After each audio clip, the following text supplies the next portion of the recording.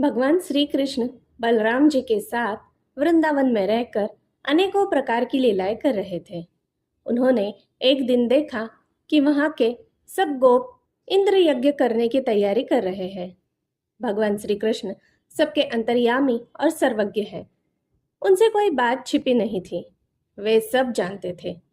फिर भी विनयावनत होकर उन्होंने नंद बाबा आदि बड़े बूढ़े गोपों से पूछा, पिताजी, आप लोगों के सामने यह कौन सा बड़ा भारी काम, कौन सा उत्सव आ पहुंचा है? इसका फल क्या है? किस उद्देश्य से कौन लोग किन साधकों के द्वारा यह यज्ञ किया करते हैं? पिताजी, आप मुझे यह अवश्य बतलाइए। आप मेरे पिता हैं और मैं आपका पुत्र। ये बातें सुनने के लिए मुझे बड़ी उत्कंठा भी है। पिताजी, जो संत पुरुष सबको अपनी आत्मा मानते हैं, जिनकी दृष्टि अपने और पराये का भेद नहीं है, जिनका न कोई मित्र है न शत्रु और न उदासीन, उनके पास छिपाने की तो कोई बात होती ही नहीं। परंतु यदि ऐसी स्थिति न हो तो रहस्य की बात शत्रु की भांति उदासीन से भी नहीं कहनी चाहिए। मित्र तो अपने समान ही कहा गया है, इसलिए उससे कोई बात छिपाई नहीं जाती। यह संसारी मनुष्य समझे बेसमझे अनेकों प्रकार के कर्मों का अनुष्ठान करता है। उनमें से समझ बुझ कर करने वाले पुरुषों के कर्म जैसे सफल होते हैं, वैसे बेसमझे के नहीं। अतः इस समय आप लोग जो क्रिया योग करने जा रहे हैं, वह सदृदों के साथ विचारित शास्त्र सम्मत है अथवा लौकिक ही है, ये सब जानना चाहता हूँ। आप कृपा करके स्पष्ट रूप से बतलाइए। नंद बाबा ने कहा, बेटा, भगवान इंद्र वर्षा करने वाले मेघों के स्वामी हैं। ये मेघ उन्हीं के अपने रूप है। वे समस्त प्राणियों को तृप्त करने वाला एवं जीवन दान करने वाला जल बरसाते हैं। मेरे प्यारे पुत्र, हम और दूसरे लोग भी उन्हीं मेघपति भगवान इंद्र की यज्ञों के द्वारा पूजा किया करते हैं। जिन सामग्रियों से यज्ञ होता है, वे भी उनके बरसाए हुए शक्तिशाली जल से ही उत्पन्न होती है। उनका यज्ञ करने के बाद जो कुछ बच रहता है, उसी अन्न से हम सब मनुष्य अर्थ, धर्म और काम रूप त्रिवर्ग की सिद्धि के लिए अपना जीवन निर्वाह करते हैं। मनुष्यों के खेती आदि प्रयत्नों का फल देने वाले इंद्र ही है। यह कर्म हमारी कुल परंपरा से चला आया है। जो मनुष्य काम, लोभ, भय अथवा द्वेषवश ऐसे परंपरागत धर्मों को छोड़ देता है, उसका कभी मंगल नहीं होता। ब्रह्मा, शंकर आदि के भी शासन करने वाले केशव भगवान ने नंद बाबा और दूसरे ब्रजवासियों की बात सुनकर इंद्र को क्रोध दिलाने के लिए अपने पिता नंद बाबा से कहा। श्री भगवान ने कहा, पिताजी, प्राणी अपने कर्म के अनुसार ही पैदा होता है और कर्म से ही मर जाता है। उसे उसके कर्म के अनुसार सुख, दुख, भय और मंगल के निमित्तों की प्राप्ति होती है। यदि कर्मों को ही सब कुछ न मानकर उनसे भिन्न जीवों के कर्म का फल देने वाला ईश्वर माना भी जाए, तो वह कर्म करने वालों को भी उनके कर्म के अनुसार फल दे सकता है। कर्म न करने वालों पर उसकी प्रभुता नहीं चल सकती। जब सब प्राणी अपने अपने कर्मों का ही फल भोग रहे हैं, तब हमें इंद्र की क्या आवश्यकता है? पिताजी, जब वे पूर्व संस्कार के अनुसार प्राप्त होने वाले मनुष्यों के कर्म फलों को बदल ही नहीं सकते, तब उनसे क्या प्रयोजन? मनुष्य अपने स्वभाव यानी कि पूर्व संस्कारों के अधीन है। वह उसी का अनुसरण करता है। यहाँ तक कि देवता, असुर, मनुष्य आदिकों के लिए हुए यह सारा जगत स्वभाव में ही स्थित है। वह अपने कर्मों के अनुसार उत्तम और अधम शरीरों को ग्रहण करता और छोड़ता रहता है। अपने कर्मों के अनुसार ही यह शत्रु है, यह मित्र है, यह उदासीन है, ऐसा व्यवहार करता है। यहाँ तक कहूँ, कर्म गुरु है और कर्म ही ईश्वर।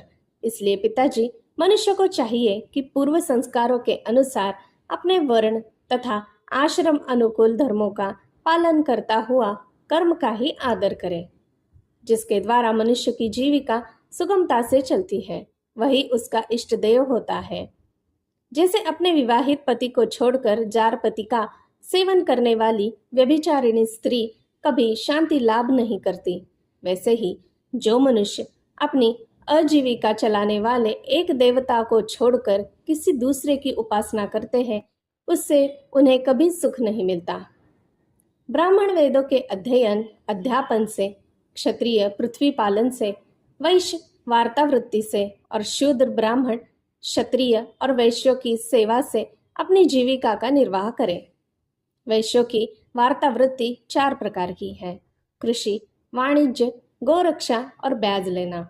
हम लोग उन चारों में से एक केवल गोपालन ही सदा से करते आए हैं। पिताजी, इस संसार की स्थिति, उत्पत्ति और अंत के कारण क्रमशः सत्व गुण, रजोगुण और तमोगुण है। यह विविध प्रकार का संपूर्ण जगत स्त्री पुरुष के संयोग से रजोगुण के द्वारा उत्पन्न होता है। उसी रजोगुण की प्रेरणा से मेघगण सब कहीं जल बरसाते हैं। उसी से अन्न और अन्न से ही सब जीवों की जीविका चलती है। इसमें भला इंद्र का क्या लेना देना है? वह भला क्या कर सकता है? पिताजी, न तो हमारे पास किसी देश का राज्य है और न तो बड़े बड़े नगर की हमारे अधीन है। हमारे पास गांव या घर भी नहीं है। हम तो सदा के वनवासी हैं। वन और पहाड़ ही हमारे घर हैं। इसलिए हम लोग गो, ब्राह्मणों और गिरिराज का यजन करने की तैयारी करें। इंद्र यज्ञ के लिए जो सामग्रियां इकट्ठी की गई है, उन्हीं से इस यज्ञ का अनुष्ठान होने दे। अनेकों प्रकार के पकवान, खीर, हलवा, पुआ, पूरी आदि से लेकर मूंग की दाल तक बनाए जाए। व्रज का सारा दूध एकत्र कर लिया जाए। वेदवादी ब्राह्मणों के द्वारा भली भांति हवन करवाया जाए तथा उन्हें अनेकों प्रकार के अन्न, गोए और दक्षिणाएं दी जाए। और भी चांडाल पतित तथा कुत्तों तक को यथा योग्य वस्तुएं देकर गायों को चारा दिया जाए और फिर गिरिराज को भोग लगाया जाए। इसके बाद खूब प्रसाद खा पीकर सुंदर सुंदर वस्त्र पहनकर गहनों से सजा सजाया लिया जाए और चंदन लगाकर गौ, ब्राह्मण, अग्नि तथा गिरिराज गोवर्धन की प्रदक्षिणा की जाए। पिताजी, मेरी तो ऐसी ही सम्मति है। यदि आप लोगों को रुचे तो ऐसा ही कीजिए। ऐसा यज्ञ गौ, ब्राह्मण और गिरिराज को तो प्रिय होगा ही। मुझे भी बहुत प्रिय है। कालात्मा भगवान की इच्छा थी कि इंद्र का घमंड चूर चूर कर दे। नंद बाबा आदि गोपों ने उनकी बात सुनकर बड़ी प्रसन्नता से स्वीकार कर ली। भगवान श्री कृष्ण ने जिस प्रकार का यज्ञ करने को कहा था, वैसा ही यज्ञ उन्होंने प्रारंभ किया। पहले ब्राह्मणों से स्वस्ति वाचन कराकर उसी सामग्री से गिरिराज और ब्राह्मणों को सादर भेंटें दी तथा गौओं को हरी हरी घास खिलाई। इसके बाद नंद बाबा आदि गोपों ने गौओं को आगे करके गिरिराज की प्रदक्षिणा की।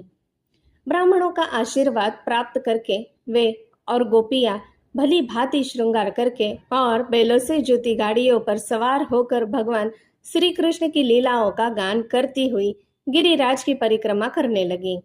भगवान श्री कृष्ण गोपों को विश्वास दिलाने के लिए गिरिराज के ऊपर एक दूसरा विशाल शरीर धारण करके प्रकट हो गए तथा मैं गिरिराज हूँ, इस प्रकार कहते हुए सारी सामग्री आरोगने लगे। भगवान श्री कृष्ण ने अपने उस स्वरूप को दूसरे व्रजवासियों के साथ स्वयं भी प्रणाम किया और कहने लगे, देखो कैसा आश्चर्य है। गिरिराज ने साक्षात प्रकट होकर हम पर कृपा की है। ये चाहे जैसा रूप धारण कर सकते हैं। जो वनवासी जीव इनका निरादर करते हैं, उन्हें ये नष्ट कर डालते हैं। आओ, अपना और गौओं का कल्याण करने के लिए इन गिरिराज को हम नमस्कार करें। इस प्रकार भगवान श्री कृष्ण की प्रेरणा से नंद बाबा आदि बड़े बूढ़े गोपों ने गिरिराज, गौ और ब्राह्मणों का विधि पूर्वक पूजन किया तथा फिर श्री कृष्ण के साथ सब ब्रज में लौट आए। जय श्री कृष्ण। धन्यवाद। दोस्तों, मेरी सुनाई कहानियाँ अगर आपको अच्छी लगती हो तो मैं आपसे अनुरोध करती हूँ कि कृपया मेरे इस चैनल को एक लाइक, शेयर और सब्सक्राइब ज़रूर कीजिएगा। धन्यवाद।